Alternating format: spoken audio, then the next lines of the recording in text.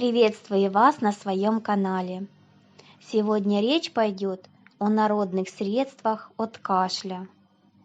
Все они проверены и эффективны. Осень, холод, ветер.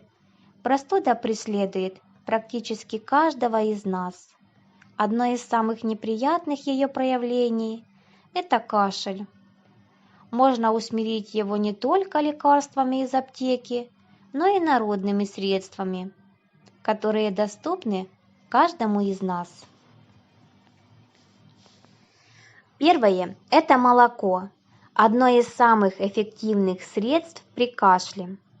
Молоко разжижает мокроту, а также обладает смягчающим, муколитическим и отхаркивающим свойством. Нужно пить только теплое молоко с добавлением меда или масла.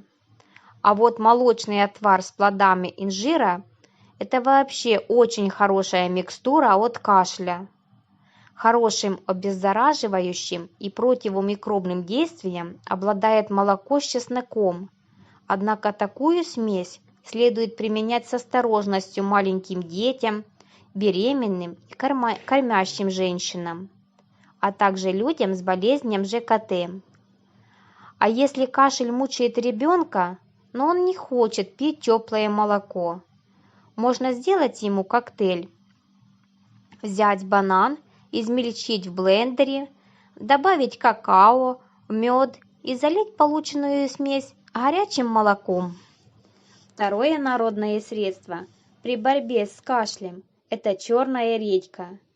Ее применяю при самом неприятном сухом кашле. Корнеплод разрезаю, делаю в нем углубление и добавляю туда или мед, или морковный сок, или даже сахар. Выделяемый в ответ сок редьки и будет тем самым лекарственным средством, которое поможет избавиться от неприятных приступов кашля. Применять сок редьки советую каждый час по одной чайной ложке, это для детей, или столовой для взрослых. Еще советую и этот способ.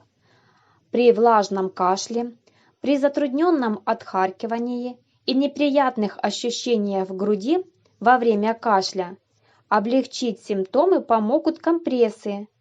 Как вариант, можно сделать компресс из перетертого вареного картофеля, такое себе картофельное пюре, либо из горчичного порошка, меда и сока редьки.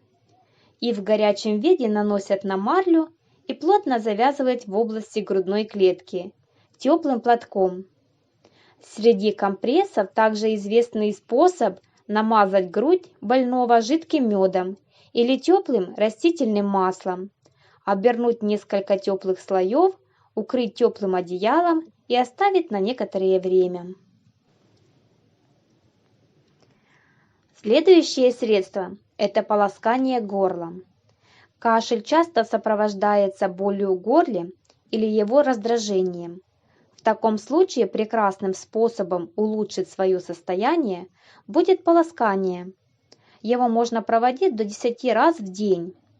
Чем же полоскать горло? Самыми простыми средствами являются вода с содой или солью по 1 чайной ложке на 1 стакан воды, или с йодом 3-4 капли на 1 стакан воды. Также для этих целей употребляют сок лимона, сок свеклы, сок моркови с медом и многочисленные растительные отвары, ромашку, эвкалипт, солодку, календулу, мать и мачеху. И самый мой любимый способ в борьбе с кашлем – это смесь с шоколадом. Правда, шоколад подойдет не любой, а очень качественный. Для его приготовления необходимо растопить 100 г сливочного масла и 3 столовые ложки жира, добавить туда 3 столовые ложки какао и 100 г шоколада. Смесь хорошо перемешать, довести до единой консистенции и остудить. Полученным шоколадным маслом можно намазать хлеб и запивать нужно теплым молоком. Любые народные средства могут помочь на начальной стадии заболевания.